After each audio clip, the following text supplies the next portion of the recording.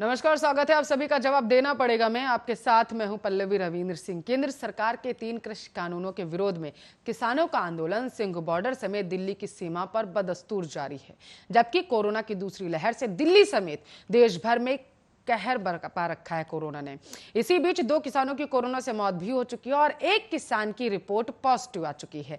अब ये माना जा रहा है कि किसान अपना किसान आंदोलन वर्चुअली कर सकते हैं। सवाल ये कि नवंबर से जारी किसान आंदोलन का हल अब तक क्यों नहीं निकाला जा सका।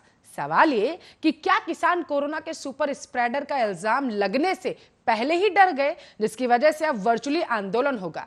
जवाब देना पड़ेगा मैं आज करेंगे इन्हीं सवालों पर चर्चा, लेकिन उससे पहले आप ये रिपोर्ट देखिए, उसके बाद जवाब देना पड़ेगा मैं चर्चा की शुरुआत।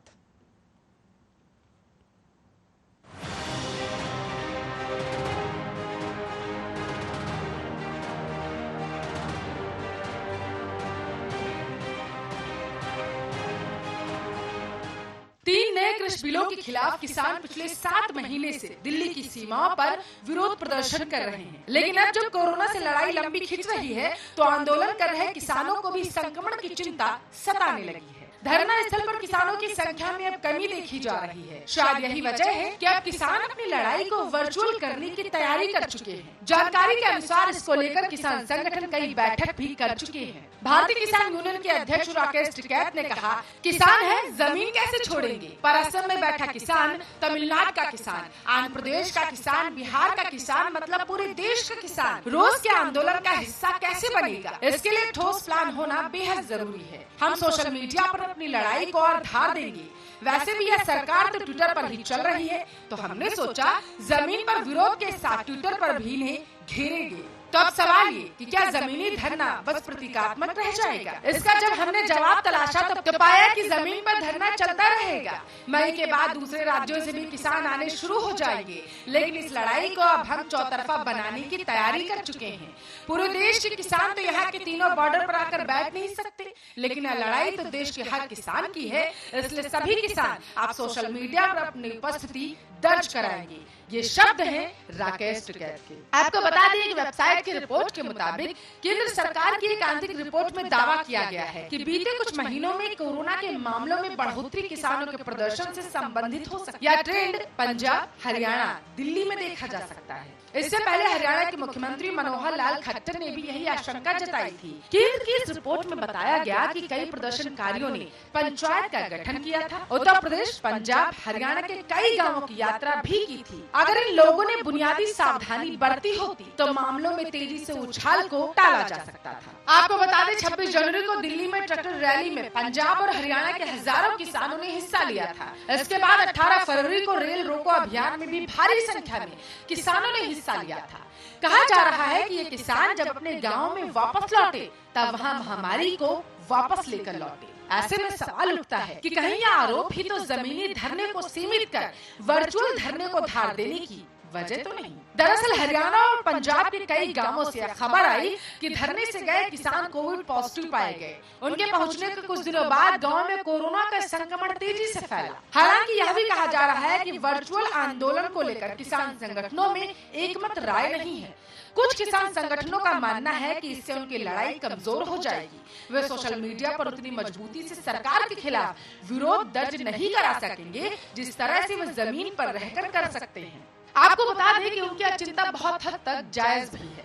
किसानों के लिए तकनीकी के जरिए सरकार पर दबाव बनाना एक चैलेंजिंग टास्क हो सकता है।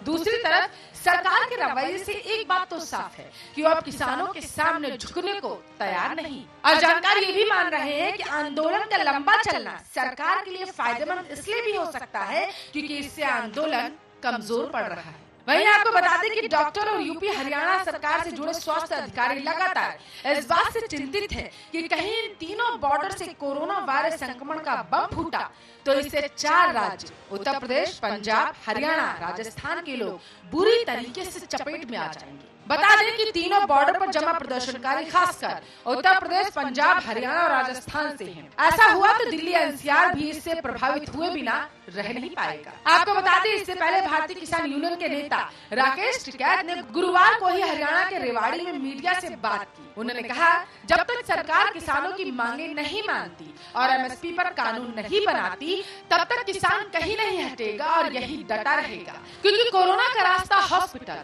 और किसान का रास्ता संसद तक जाता है। देखो, बीमारी का रास्ता हॉस्पिटल जाता है और किसान आंदोलन का रास्ता पार्लियामेंट जाता है। दोनों के रास्ते अलग अलग हैं।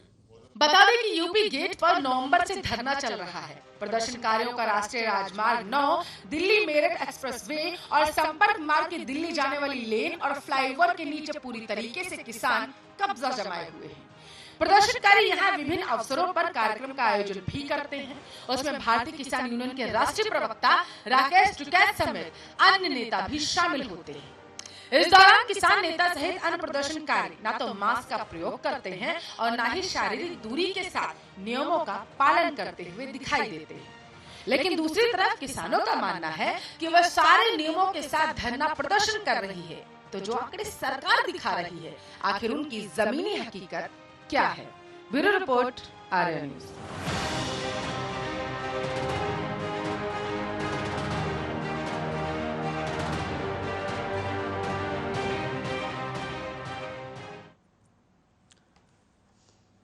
तो देश में कोरोना फैला और इल्जाम आ चुका है किसानों पर, जो पिछले आपको बताते चले नवंबर से धरने पर बैठे हुए हैं। जवाब देना पड़ेगा। मैं आर्या न्यूज के सवाल क्या हैं आपको वो दिखा देते हैं।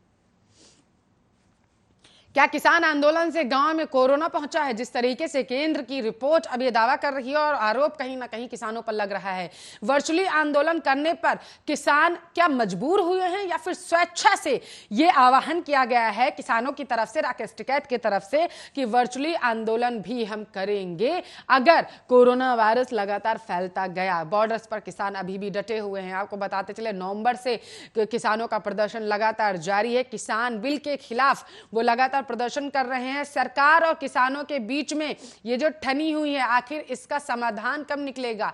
किसान आंदोलन में कोरोना ने क्या दस्तक दे दी है? क्योंकि केंद्र ये आरोप लगा रहा है कि किसान आंदोलन में कोरोना ने दस्तक दे दी है और जो गांवों तक कोरोना फैला वो कहीं ना कहीं किसान आंदोलन की वजह से फैला, क्योंकि 26 जनवरी को दिल्ली में जो ट्रैक्टर रैली हुई थी और 18 फरवरी को जो रेल रोको अभियान किया गया था किसानों की तरफ से, उसकी वजह से कोरोना वायरस लगातार फैलता गया। किसान बिल पर किसान सरकार में क्यों है आखिर ठनी? आज जवाब देना पड़ेगा। मैं आज जवाब हम मांगेंगे कि किसान आंदोलन से गाँव में कोरोना पहुंचा, इसके साथ साथ वर्चुअली आंदोलन करने पर क्या मजबूर हुए हैं किसान, और अगर मजबूर हुए तो क्यों मजबूर हुए?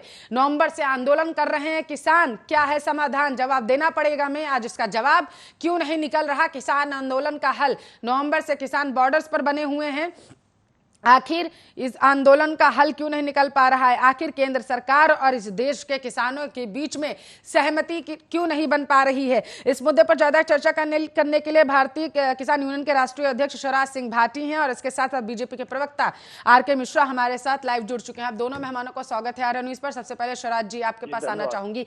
आरोप लगा आप लोगों पर, यह कहा जा रहा है कि जिस तरीके से संक्रमण गांवों में फैला, आप उसकी वजह। देखो पल्लवी जी, धन्यवाद आपके लिए। आरोप बिल्कुल सही है, मैं मानता हूं, क्योंकि जो रईस ज्यादा होते हैं उनका जो पिल्ला होता है वो टॉमी होता है और गरीब आदमी का जो पिल्ला होता है वो कुत्ता होता है, वो कुत्ता होता है। ये तो नजरिया का फर्क है। गांव में हो, शहर में हो, पंचायत हो, कहीं भी कमजोर तबका ही दबाया जाता है, उसी के सिर पर ठीकरा फोड़ा जाता है। देश में सबसे कमजोर तबका और सौतेली माँ का जो बेटा है वो देश का किसान है।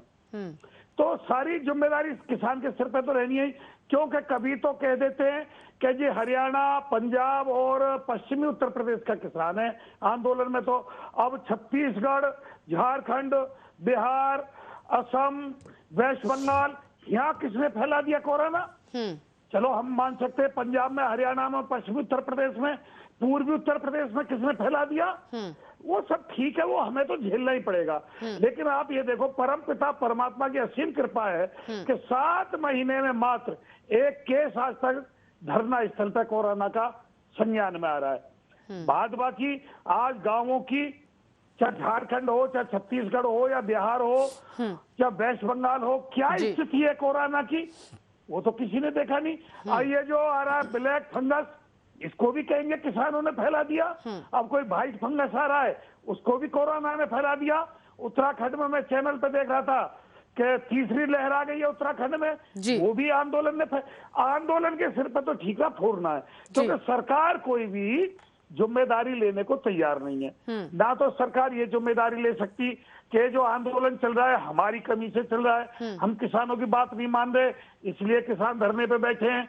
ना सरकार ये मान सकती कि हमारी बद इंतजामी से कोरोना फैला है। न सरकार ये मान सकती कि हमने जो चुनाव कराया और प्रधानमंत्री जी ने लाखों करोड़ों की जो रैली की उनसे कोरोना फैला है। उत्तर प्रदेश में कितने कर्मचारी जो चुनाव ड्यूटी पे थे वो स्वर्ग सुधार गए, और उत्तर प्रदेश में जिला पंचायत के चुनावों से गांव कितने प्रचार प्रसार में एक दूसरे से मिले, शराब बटी, खाना बटा, दुनिया भर के सामान बटे, उससे कोरोना फैला है। कोरोना तो सिर्फ आंदोलनकारी से फैला है, ये तो हम मानते हैं, क्योंकि ये किसानों की शर्त भी नहीं मानेंगे, ये किसानों से बात भी नहीं करेंगे। कितना हमारे धैर्य की परीक्षा लोगे भाई?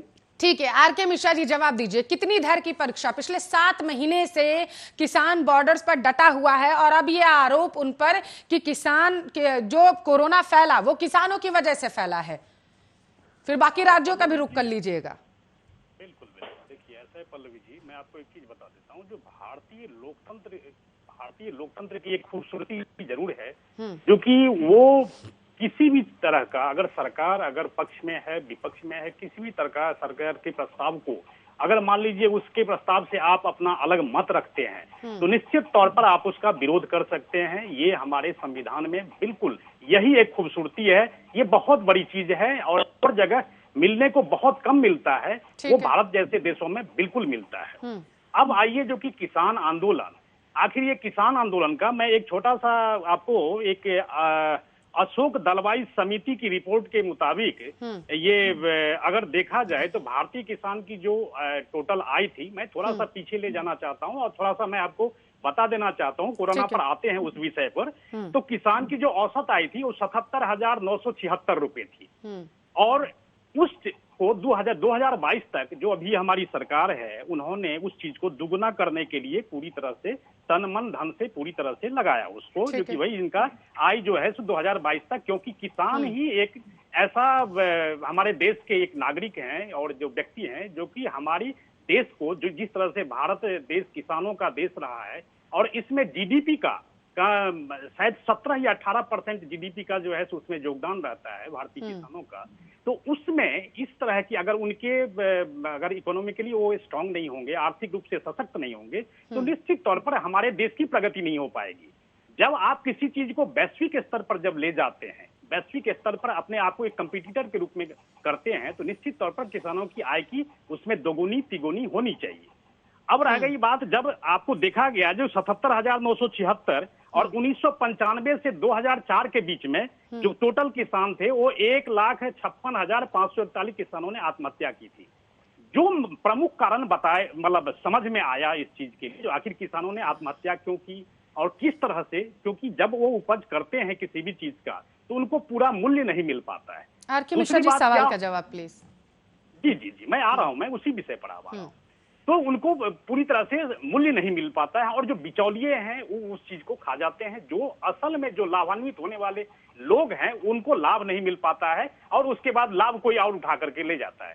सरकार ने इस चीज के ऊपर में लगा करके 2020 में इस तरह के कानून लाए और उस चीज को, इसमें 3 जो ऐसे कानून थे, सरकार ने 11 दौर की बातचीत करी। 11 दौर की बातचीत होती है और सरकार की तरफ से, और उसके बावजूद भी न मानना, एक मतलब एक अलग ही अड़ियल रवैया अपना करके जो तथाकथित, जो इसमें मैं ये नहीं कह रहा हूं जो कि सारे किसान तथाकथित ही हैं, बल्कि तथाकथित जो कुछ जो किसान हैं वो पूरी तरह से इसके ऊपर में अड़ियल रवैया इन्होंने अपनाया। आपने तो एक और आरोप किसानों पर लगा दिया यहाँ आर.के. मिश्रा जी। मेरा सवाल आपसे ये था और मैं जवाब जिसका मांग रही हूँ, आज जवाब देना पड़ेगा मैं, वो ये है कि क्या किसानों से कोरोना फैला? क्योंकि पल्ला झाड़ लिया आप लोगों ने सीधे तौर पर। अगर मैं मानूं कि उत्तर प्रदेश, पंजाब, हरियाणा, राजस्थान, यहाँ के किसान बॉर्डर्स पर आए हुए थे, यहाँ के किसानों की वजह से अगर कोरोना इन राज्यों में फैला, बाकी राज्यों का भी रुख कर लीजिए। फिर मध्य प्रदेश भूल गए, झारखंड भूल गए, छत्तीसगढ़ भूल गए, उत्तराखंड भूल गए, महाराष्ट्र भूल गए। मैं देखिए यहाँ पर हमारे साथ जो पैनल में बैठे हैं भाटी साहब, मैं बहुत सम्मान करता हूँ। हम ही ने फैला दिया सारा कोरोना। भाटी साहब का मैं बहुत सम्मान करता हूँ और मतलब ये है, मैं बिल्कुल कह रहा हूँ, मैं बिल्कुल उसी विषय पर आ रहा हूँ। अब रह गई बात, देखिए यहाँ पर किसान जिस तरह से आंदोलन को इसको आगे बढ़ा रहे हैं, मैं ये कह रहा हूँ जिस तरह से हमारे पास कोरोना की स्ट्रेन है और इसमें देखा जो कि आपने चाहे वो हेल्थ के जितने भी हमारे फ्रंटलाइन वर्कर हैं, सारे डॉक्टर, सारी मशीनरी, सारी सरकारें, सब कुछ उसी के पीछे लगी हुई है, क्योंकि जो सेकेंड स्ट्रेन आया हुआ है वो बहुत ही चिंताजनक और भयावह है। और हमने इसमें से सबने कोई ना कोई अपना किसी को खोया है। उसमें इस तरह का जोखिम लेना किसानों के किस तरीके का जोखिम लेना आर.के. मिश्रा जी? ये इस तरह का जो संक्रमण है, जबकि आज अगर वहां पर बैठ करके अगर वो आंदोलन के आंदोलन अगर करना ही है, अप्रत्यक्ष रूप से आप जो केंद्र की तरफ से रिपोर्ट आई है, जो केंद्र कह रहा है कि कोरोना गांवों में इस वजह से फैला क्योंकि किसान 18 फरवरी को वो लोग आए हुए थे और 26 जनवरी को जो दिल्ली आए थे, उसकी वजह से ये जो कोरोना है वो 3 राज्यों में फैल गया, उत्तर प्रदेश, पंजाब, हरियाणा, राजस्थान। सवाल का जवाब मेरा अभी भी वहीं का वहीं बना हुआ है। अगर आप कह रहे हैं कि किसानों की वजह से ये कोरोना फैला है तो बाकी राज्यों का भी रुख कर लीजिए ना।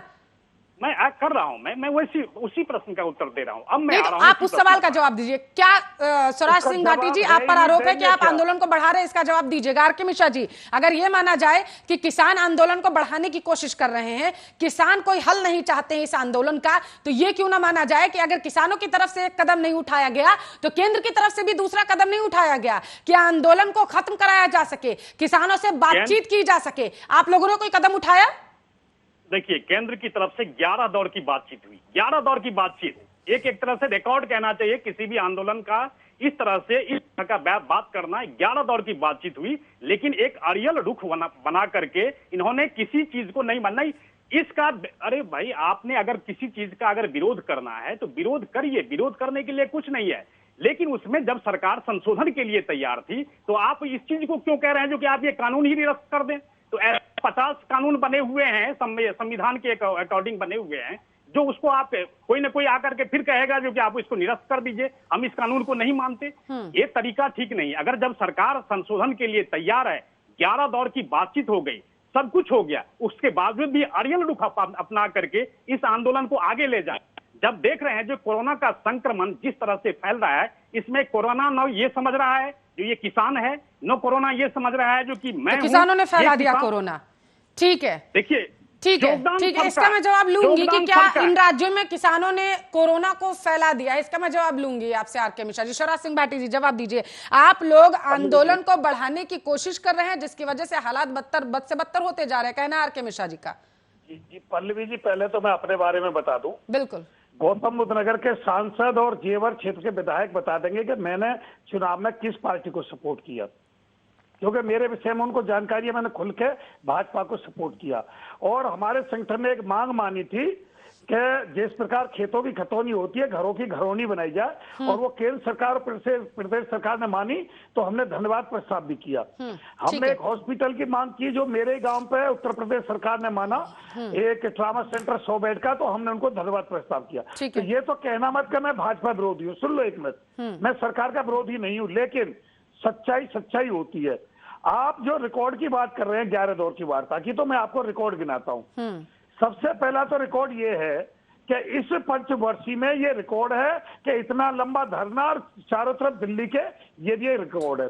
दूसरा मैं रिकॉर्ड बता देता हूँ पल्लवी जी, जितने चक्रवर्ती तूफान, जितने आंधी तूफान, जितनी सूखा, जितनी महामारी इस सरकार में आई देश की जनता के ऊपर, ये भी एक रिकॉर्ड है। रिकॉर्ड गिनो तो सारे रिकॉर्ड गिनो। और देश के प्रधानमंत्री जी ने जितना झूठ बोला किसानों के ऊपर, ये भी एक रिकॉर्ड है। और आपको क्या क्या झूठ बोला तो मैं गिन के दिखा देता हूँ। अगर आप रिकॉर्ड तोड़ तो आप भी हैं, आपने भी बहुत सारे रिकॉर्ड तोड़ दिए और रिकॉर्ड बना दिए। जी ठीक है, बहुत सारे आरोप लगा दिए आर.के. मिश्रा जी आप पर। यहाँ पर शराब जी ने जवाब दीजिए। वार्ता का रिकॉर्ड बता रहे हैं तो मैं भी इनके रिकॉर्ड बना दूंगा। क्या ठीक है, आर.के. मिश्रा जी जवाब दीजिए। हाँ बिल्कुल, देखिए ऐसा कह रहे हैं जो कि सरकार झूठ बोल रही है, प्रधानमंत्री झूठ बोल रहे हैं, बिल्कुल गलत बात है। इस तरह का भ्रम न फैलाया जाए। देखिए, आप भी इसी देश के नागरिक हैं, हम भी इसी देश के नागरिक हैं, और प्रधानमंत्री भी इसी देश के प्रधानमंत्री हैं। उन्होंने कभी किसी चीज के लिए झूठ नहीं बोला। आप जिस शर्तों को लेकर के गए, प्रधानमंत्री जी ने बिल्कुल उस चीज को माना और लिखित में भी आश्वासन दिया, सब कुछ दिया, उसके बावजूद भी अगर आप इस तरह से अगर अलियर रुक करते, देखिए समाधान ढूंढना चाहिए किसी भी चीज का, लेकिन समाधान न ढूंढ करके आप एक चीज बता दीजिए, एक कानून बना और संसद से, राज्यसभा से, लोकसभा से, राष्ट्रपति के सिग्नेचर सब कुछ होने के बावजूद आप कह रहे हैं कानून को निरस्त कर देने के लिए। अरे संशोधन हो सकता है, कुछ ऐसे बिंदु हैं जिसके ऊपर में आरके मिश्रा जी, हो सकता है सहमत ठीक है आरके मिश्रा जी, लेकिन इसका जिस मतलब ये वार्तालाप नहीं की है बात कि आप कर रहे कानून हैं और जिस वार्तालाप का जिक्र आप यहाँ पर बखान कर रहे हैं उसके कि 11 दौर की वार्ताएं सरकार की तरफ से की गई, एक बार और पहल कर लीजिए, बोल दीजिए जाकर के शिवराज सिंह भाटी से, भारतीय किसान यूनियन से, राकेश टिकैत से कि आइए बात करिए, आकर के मसले का हल निकालते हैं। 7 महीने से आंदोलन चल रहा है, किसी न किसी निर्णय पर तो पहुंचना पड़ेगा ना। देखिए ऐसा है, सरकार ने अपनी तरफ से पूरी तरह से पहल करी, उन्होंने हर एक बार किसानों की तरफ से प्रस्ताव एक भी नहीं आया, बल्कि किसानों की तरफ से नहीं आया। ठीक है, नहीं, जवाब दीजिएगा शिवराज जी। और 11 दौर की प्रस्ताव जो है सो सरकार की तरफ से आया। तो ये बता दूं मिश्रा जी आपको ये बता दूं, प्रधानमंत्री जी ने कहां कहां झूठ बोला और ऑन रिकॉर्ड है, ये पल्लवी जी निकाल सकती हैं। पंजाब में एक सभा की थी, उन्होंने खुले शब्दों में कहा था सभा में कि 60 साल से ऊपर किसान की 5,000 पेंशन हम देंगे और 5,000 की पेंशन होनी चाहिए। देश के प्रधानमंत्री जी ने जब मुख्यमंत्री थे मनमोहन जी को लेटर लिखा और आज भी वीडियो वायरल हो रही है उनकी कि भाइयों बहनों एमएसपी गारंटी कानून होना चाहिए देश में। भाइयों बहनों देश का किसान कर्ज मुक्त होना चाहिए। अगर मेरी सरकार आएगी तो देश को कर्ज मुक्त, किसान को कर्ज मुक्त करूंगा मैं। मेरी सरकार आई तो किसान को डीजल बहुत सस्ता दूंगा मैं, पेट्रोल बहुत सस्ता दूंगा, गैस बहुत सस्ती दूंगा और बिजली फ्री दूंगा मैं। ये प्रधानमंत्री जी के ऑन रिकॉर्ड है, वीडियो वायरल हो रही है। 5,000 पेंशन की बात की थी 60 साल से ऊपर, और जवाब तो देना ही पड़ेगा आरके मिश्रा जी, 7 महीने से आंदोलन चल रहा है, आ रहे हैं आपके पास। प्रधानमंत्री जी ने आज कहाँ गए वे वादे? अगर झूठ नहीं बोला तो आज डीजल महंगा, पेट्रोल महंगी, गैस महंगा, बिजली महंगी, खाद महंगा, बीज महंगा, दवाई महंगी और किसान का जो गेहूं है वो आज 16.5 में बिक रहा है यूपी में। खरीद केंद्र एक हफ्ते से बंद है यूपी में, सरकारी खरीद केंद्रों पर तोल नहीं हो रही, किसान गेहूं को बाहर आए जाकर के। ठीक है, आरके मिश्रा जी जवाब देना चाहते हैं, आरके मिश्रा जी जवाब दीजिए। ऐसा है, देखिए ऐसा है, आरोप लगाना और एक वास्तविकता चीज को, एक इस चीज को स्वीकार करना। आपने देखा जो डीएपी के ऊपर में 140% की सब्सिडी है डीएपी के ऊपर में। ये मैं चलिए मैं हो सकता हूं सरकार की तरफ से पक्ष रखा होऊंगा, लेकिन आप मीडिया कर्मी हैं, आप देख लीजिए डीएपी के ऊपर में कितना % सब्सिडी है। आरोप लगा देना, देखिए अगर आपने कहा जो ये वीडियो वायरल हो रहा है तो मैं तो ये कहता हूं अगर किसी तरह का प्रस्ताव है, किसी ऐसे बिंदु पर चर्चा करनी है, उसमें संशोधन करना है, तो आपको आगे आना चाहिए। जहां पर आपको समाधान ढूंढना चाहिए वहां समाधान ने ढूंढ करके अड़ियल रवैया। देखिए आप ये कैसे कह सकते हैं कि तीनों कानून को निरस्त कर दिया जाए, हम किसी की बात ही नहीं सुनेंगे। अरे आप भी इसी लोकतंत्र का हिस्सा हैं, सरकार भी इसी लोकतंत्र का हिस्सा है। कोई ऐसा तो है नहीं जो कि राहगीर की तरह चल करके वहां पर किसी ने कानून पास कर दिया। ठीक है, आरके मिश्रा जी, लोकसभा में बहस होने के बाद, राज्यसभा में बहस होने के बाद, राष्ट्रपति द्वारा सिग्नेचर होने के बाद तब जाकर के ये कानून बना है, और उसको आप कह रहे हैं 2 मिनट में निरस्त कर, हम किसी की बात नहीं मानेंगे। ठीक है, 1 minute R K Mishra ji, 1 minute. इस वक्त की सबसे बड़ी खबर आ रही है, अपने दर्शकों को वो बताए चलते हैं, आपको बताते चले, जवाब देना पड़ेगा। मैं आज हम जवाब मांग रहे हैं कि किसान आंदोलन पिछले 7 महीने से चल रहा है और आखिर किसान आंदोलन का हल अभी तक क्यों नहीं निकाला जा सका है। आरके मिश्रा जी अभी कह रहे थे कि किसानों की तरफ से किसी भी तरीके का प्रस्ताव जो है वो नहीं लाया गया, लेकिन बड़ी खबर आपके टेलीविजन स्क्रीन पर है। संयुक्त किसान मोर्चा ने प्रधानमंत्री को चिट्ठी लिखी है, उस चिट्ठी में प्रधानमंत्री से यह मांग की गई है कि बातचीत शुरू की जाए, किसान आंदोलन जिस तरीके से 7 महीने से चल रहा है उस पर किसी निर्णय पर पहुंचा जाए। किसान मोर्चा ने यह कहा है सरकार तीनों कृषि कानूनों को खत्म करे, यह मांग की गई है किसान मोर्चा की तरफ से। प्रधानमंत्री को चिट्ठी लिखकर संयुक्त किसान मोर्चा ने अपील की कि एक बार फिर से बातचीत करनी चाहिए, बातचीत के जरिए किसी हल तक पहुंचना चाहिए। आपकी जानकारी के लिए आपको बता चले 11 दौर की वार्ताएं हो चुकी हैं। 22 जनवरी 2021 से बातचीत के दौर को बंद कर दिया गया था और आपको बताते चले कि किसानों की तरफ से कहा है कि हमने 470 अपने किसानों को खो दिया है। अब कोरोना वायरस लगातार फैलता जा रहा है, अब हम किसी तरीके का रिस्क नहीं उठा सकते हैं, जिसको देखते हुए एमएसपी पर गारंटी कानून बनाते हुए तीनों कृषि कानूनों को रद्द कर देना चाहिए। तो इस वक्त की बड़ी खबर आपको बताते चले कृषि कानूनों से जुड़ी हुई आप तक पहुंचा रहे हैं। जवाब देना पड़ेगा में हम जवाब भी मांग रहे थे। आर.के. मिश्रा जी, अभी आप कह रहे थे किसानों की तरफ से पहल नहीं की गई, किसानों की तरफ से मांग नहीं की गई वार्तालाप की। लीजिए, संयुक्त किसान मोर्चा ने तो चिट्ठी लिख दी। बिल्कुल, बहुत अच्छी बात है पल्लवी जी, आपने इस ब्रेकिंग न्यूज को लगाया यहाँ पे। और निश्चित तौर पर ये होना भी चाहिए, ये पहल होनी चाहिए। और ये जब पहल हुई है तो निश्चित रूप से देखिए, हम अभी भी सकारात्मक पक्ष के पक्षधर हैं। हम बिल्कुल हम ये नहीं चाहते जो कि हमारा और इनका किसी तरह का ये हो, क्योंकि ये भी इसी तंत्र के हिस्सा है, हम भी इसी तंत्र के हिस्सा हैं। और भारतीय लोकतंत्र की खूबसूरती को बरकरार रखने की जरूरत है, इसको सजाने की जरूरत है, इसको बिगाड़ने की जरूरत कहां से आ गई। मैं आप कहता हूं, आज अगर कोरोना से वहां पर संक्रमण हो रहा है, आपने 4 दिन या 10 दिन पहले की आपने एक रिपोर्ट देखी थी जो कि वहां पर एक महिला के साथ जो है सो किस तरह का दुर्व्यवहार हुआ था वहां पे। और इस तरह की जब बातें होती है, घटनाएं होती है, सड़क जाम पड़े हुए हैं, वहां के जो लोकल निवासी हैं, स्थानीय निवासी हैं, उनको दिक्कतें आ रही है, तो ये आंदोलन किस चीज का? अगर किसी तरह का आप अगर लोकतंत्र के हिस्से में अगर आपको कहीं पे भी किसी भी बिंदु पे अगर आपको ये लगता है जो कि नहीं ये हमारे पक्ष में नहीं है, आप प्रस्ताव लीजिए, आप वहां पर उस बिंदु के ऊपर में चर्चा करिए। और ये बहुत अच्छी पहल है किसान की तरफ से, अगर उन्होंने प्रधानमंत्री को चिट्ठी लिखी है, ये बहुत अच्छी है और इसका स्वागत होना चाहिए, बिल्कुल स्वागत होना चाहिए। और इसके ऊपर में कोई ना कोई हल निकले। किसानों की तरफ से पहल अच्छी है, सरकार की तरफ से ऐसी ही अच्छी पहल कब होगी? निश्चित तौर पर देखिए, अगर किसान सकारात्मक है तो सरकार बिल्कुल सकारात्मक है। सरकार इन्हीं गरीबों के लिए, हम सब गरीबों के लिए जो है सो सरकार है, न कि जो है सो ये कानून को निरस्त कर देना ये समाधान नहीं है। ये सरकार जो आप कह रहे हैं कि गरीबों की सरकार है, ये सरकार कहीं पर भी नजर नहीं आ रही। 2 किसानों ने अपनी जान गंवा दी है कोरोना से संक्रमित होकर के। सरकार जो कहती है कि इनके लिए है, किसानों के लिए है, जो इस देश का अन्नदाता है, सरकार कहीं इस पूरे मामले पर नजर नहीं आ रही है। एक के बाद एक सिर्फ और सिर्फ आरोप किसान आंदोलन पर लगाए जा रहे हैं यहाँ पर आर.के. मिश्रा जी कि किसानों की वजह से ये हुआ, किसानों की वजह से वो हुआ, किसानों की वजह से कोरोना वायरस अब फैल चुका है। आर.के. मिश्रा जी, सबसे महत्वपूर्ण सवाल, क्या किसानों की वजह से कोरोना वायरस फैला है? इसका जवाब दीजिए, उसके बाद मुझे शिवराज सिंह भाटी जी के पास जाना है। देखिए, ऐसा है योगदान, देखिए संक्रमण फैलना क्या होता है। संक्रमण मान लीजिए अगर 4 आदमी हम इकट्ठे हैं और वहां पर संक्रमण फैलता है तो ये आंदोलन ही उसका हिस्सा कैसे नहीं? आंदोलन को साइड क्यों कर दिया जाए, उसको अलग क्यों रखा जाए? मान लीजिए आप चुनाव को अगर मान लीजिए कहते हैं जो कि नहीं आधार बनाते हैं तो कोरोना संक्रमण फैलने के लिए, तो इस आंदोलन को क्यों नहीं?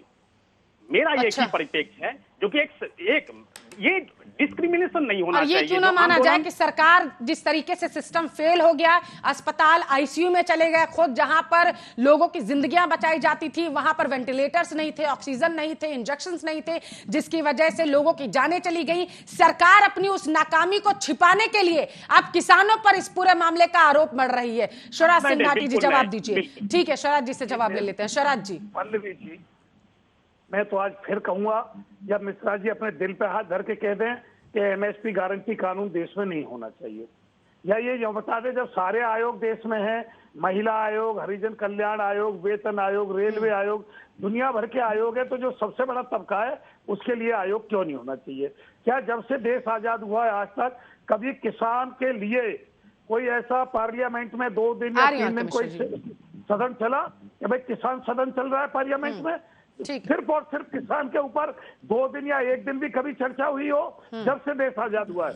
पल्लवी जी, कभी इन्होंने ये नहीं कहा कि विधायक और सांसद जो मोटी मोटी तनख्वाह भी लेते हैं, भत्ता भी लेते हैं और फिर रिटायर होने के बाद पेंशन भी लेते हैं, इसका विरोध किसी राजनीतिक नेता ने नहीं किया कि भाई तुम नौकरी पे नहीं लगे, तुम सेवा के लिए चुनाव जीत के आए हो, तुम्हारे लिए तनख्वाह की क्या जरूरत है, रिटायर होने के बाद पेंशन की क्या जरूरत है?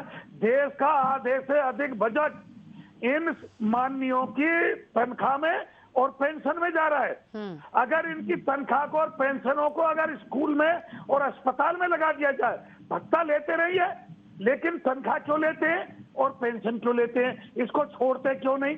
जब गरीब आदमी गैस की सब्सिडी छीनी जा सकती है उससे, तो इनकी तनख्वाह और इनकी पेंशन क्यों नहीं छीनी जा सकती इनसे?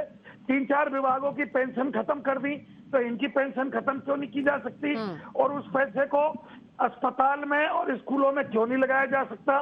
मैं आज कह रहा हूं, चलो ठीक है, मत करो रिपील 3 कानूनों को, उनमें जो कमियां हैं उनको आप बदलाव कर दो, लेकिन एमएसपी गारंटी कानून और किसान आयोग का गठन, ये तो कम से कम सरकार को मान जाना चाहिए। क्यों नहीं मानेगी सरकार? क्यों नहीं विधायकों की, माननीयों की, सांसदों की पेंशन और तनख्वाह को खत्म करेगी? ठीक है, संवैधानिक ठीक है। शरद जी जल्दी से सवाल का जवाब, उसके बाद आरके मिश्रा जी आपके पास आती हूँ। शरद जी, क्या सिस्टम जिस तरीके से फेल हो गया राज्य में, देश में कोरोना वायरस अपने पैर पसार चुका, कंट्रोल हाथों से वो बाहर निकल चुका है कोरोना वायरस, जिस तरीके से कंट्रोल करने में सरकारें नाकाम साबित हुई, क्या अपनी नाकामी छुपाने के लिए सरकार किसानों पर इसका पूरा ठीकरा फोड़ने की कोशिश कर रही है कि संक्रमण किसानों की वजह से फैला? वो तो पल्लवी जी मैंने पहले बता दिया, पिछली साल लास्ट ईयर तो इन्होंने जमातियों के सिर पे फोड़ दिया कि पूरे देश में जमातियों ने फैलाया है। अब की बार किसान आंदोलन के सिर पे, क्योंकि इनका पिल्ला तो टोमी और हमारा पिल्ला कुत्ता, ये तो बहुत बड़ा अंतर रहता है ना। गरीब आदमी पे तो कोई कुछ भी कह दे, किसान सबसे गरीब तबका है, सौतेली माँ का बेटा है, इसकी कोई पूछने कसने वाला नहीं रहा। इसने कितने आंदोलन कर लिए, आंदोलन अभी नहीं हो रहा, जब से देश आजाद हुआ उसके 20 साल बाद आंदोलन होने शुरू हो गए किसान की आवाज। उसे क्या माना, आज तक किसान आयोग का गठन तक नहीं कर पाए ये लोग। ठीक है, आरके मिश्रा जी जवाब देना चाहते हैं। देखिए, ऐसा है, किसी भी, मैं कह रहा हूं, किसी भी व्यवस्थाओं में अब किसी बिंदु पर आपकी असहमति है तो आप निश्चित तौर पर उसको रखिए। आज मान लीजिए किसी भी बिंदु के ऊपर अगर हमें सहमति नहीं मिल पा रही है, हम असहमत हैं किसी चीज से, तो निश्चित तौर पर उसको रखा जाना चाहिए। जबकि ये सरकार जो स्वामीनाथन रिपोर्ट है उस चीज को, उसमें अगर हर एक बिंदु के ऊपर में अगर चर्चा करें, निश्चित तौर पर जो एमएसपी आप ये कह रहे हैं, जब लिखित आश्वासन है, एमएसपी कहीं खत्म नहीं हो रहा है, मंडी है खत्म नहीं हो रहा है, जब वहां पर सब कुछ के लिए ये सरकार कह रही है जो चीज जैसा है आप स्वतंत्र हैं, हर एक चीज के लिए आपके लिए खुला बाजार खोल दिया गया है, सब कुछ कर दिया गया है, एमएसपी जैसे थी वैसे ही थी, उसमें कहीं कोई बदलाव नहीं है, तो फिर कहां पे है असहमति? मेरा एक ही कहने का मतलब है, मैं भाटी साहब से भी रिक्वेस्ट करूंगा जो कि इस चीज को एक अड़ियल रवैया न अपना करके बिल्कुल एक सहमति के तौर पर सकारात्मक सोच के साथ हम लोग बैठे, बात करें और इसका समाधान ढूंढने की कोशिश करें। बातचीत के लिए बुला लिया, चिट्ठी लिख दी गई है, कहाँ अड़ियल रुके किसानों की तरफ से? मैं तो आपको पहले ही कह रहा हूँ, ये स्वागत योग्य चीज है, ये स्वागत योग्य चीज है। और भाटी साहब से भी बिल्कुल मेरा आग्रह रहेगा, मैं अपने भाटी साहब मित्र को बोलना चाहूंगा जो कि सकारात्मक पक्ष के साथ, देखिए कोरोना ये नहीं समझता जो कि ये किसान है कि उस कोरोना ये नहीं कि ये अमीर है या गरीब है, यहाँ पर हमने वो भी देखा है। लेकिन सरकारें तो समझती है ना कि कोरोना वायरस किस वजह से फैला, सरकारें ये तो समझती है ना कि कहाँ सिस्टम फेल हो गया। अब पूरे सारे मामले का ठीकरा एक ही मुद्दे, एक ही इंसान पर या एक ही समुदाय पर या एक ही संगठन पर या फिर जो भी है उन पर फोड़ देना, ये कहां तक का न्याय हो गया? फिर जाकर के शिवराज सिंह भाटी जी जवाब देना चाहते हैं। मैं थोड़ा सा 10 सेकंड दीजिए, मैं जवाब दे देता हूँ, मैं जवाब दूँ। ठीक है, अच्छा बात पूरी करिए जल्दी से। हाँ, मैं कह रहा हूँ जो कि अगर चुनाव, आप अगर सिस्टम के ऊपर में अगर सवाल कर रहे हैं जो कि हाँ इसकी वजह से कोरोना फैला, हम यहाँ पर फेल हुए, या जो भी आरोप है हमारे ऊपर में, अगर ये चीज अगर सब आरोप हम अगर स्वीकार करते हैं तो हमारा ये कहने का मतलब आंदोलन ही इसका योगदान क्यों नहीं? आंदोलन में जो इतने लोग बैठे हुए हैं तो क्या इससे संक्रमण फैलने की वहां पर भयावहता नहीं देखी जाएगी? निश्चित तौर पर इसका भी एक योगदान है संक्रमण फैलने के लिए, और इस चीज को हमें समझना पड़ेगा। एक इस देश के नागरिक होने के नाते, इस तंत्र का हिस्सा होने के नाते। शरद जी, गाँव में संक्रमण आप लोगों ने फैलाया? मैं ये कह रहा हूँ, संक्रमण जो फैला वो सरकार की बदइंतजामी से फैला, पूरा देश जानता है। सरकार अब तक फेलियर साबित हुई ना, इनके पास अस्पतालों की कोई वो थी, जिला अस्पताल पहले से, मैं तो कई बार कह चुका हूँ, सरकारी स्कूल और जिला अस्पताल इनको पहले ही दीमक लग चुकी है, इनमें व्यवस्था ही नहीं थी कोई भी। सिर्फ अस्पताल है तो दिल्ली में 2-4 बड़े बड़े अस्पताल है, या लखनऊ जैसे सिटी में 1-2 अस्पताल है, जो दूर दराज गांव देहात है वहां तो कोई व्यवस्था ही नहीं है, ना डॉक्टरों की ना अस्पतालों की। और गांव में जो मरीज हुए वो झोला छाप डॉक्टर पर निर्भर हुए। झोला छाप डॉक्टरों से या अपनी देसी जड़ी बूटी से उन्होंने अपना उपचार करवाया। सरकार अब के ना ऑक्सीजन की ना किसी दवाई की कोई भी व्यवस्था। अब ये जो ब्लैक फंगस है इसकी दवाई गायब है मार्केट से, व्हाइट फंगस आ रहा उसकी दवाई गायब है। पहले वो रेमडेसिविर इंजेक्शन था वो नकली भी चला, गायब हो गया। ऑक्सीजन की कालाबाजारी, सांसदों के घर में एम्बुलेंस वगैरह। अभी गोपालगढ़ का एक केस है, उसने मीडिया पे अपना कोई बयान दे दिया था तो आज पता चला उस पर मुकदमा लिखवा दिया गया। अगर कोई आदमी चैनल पे आके अपने गांव की व्यवस्था बताता है तो उस पर मुकदमे लिख दिए जाते हैं। बहुत बड़ा तानाशाही रवैया है। ज्यादा हम कहेंगे तो ये हमारे ऊपर भी मुकदमे लिखवा देंगे, क्योंकि इनके हाथ में कलम है, सारा सिस्टम है। ये ठीक है, आर के मिश्रा जी, आखिरी प्रतिक्रिया आपकी तरफ से। आखिर किसान आंदोलन का 7 महीने से कोई हल क्यों नहीं निकल सका है? जल्दी से। देखिए, मैं ये कह रहा हूं जो कि सकारात्मक पक्ष के साथ अगर कोई भी वार्ता होती है तो निश्चित तौर पर इसका समाधान बिल्कुल निकल जाता। अगर उन्होंने इनिशिएट लिया है, हमारे किसान भाइयों ने जो प्रधानमंत्री को चिट्ठी लिखी है, तो निश्चित तौर पर इसका एक सकारात्मक हल होगा, ये हमें विश्वास है। और ये मैं आपको आपके चैनल के माध्यम से चलिए देखने वाली बात होगी। बहुत बहुत शुक्रिया आप दोनों मेहमानों का इस मुद्दे पर चर्चा करने के लिए। जवाब देना पड़ेगा मैं, फिलहाल के लिए मेरे पास इतना ही समय था, लेकिन देश दुनिया की तमाम खबरों के लिए आप देखते रहिए आपका अपना न्यूज चैनल आर्या न्यूज।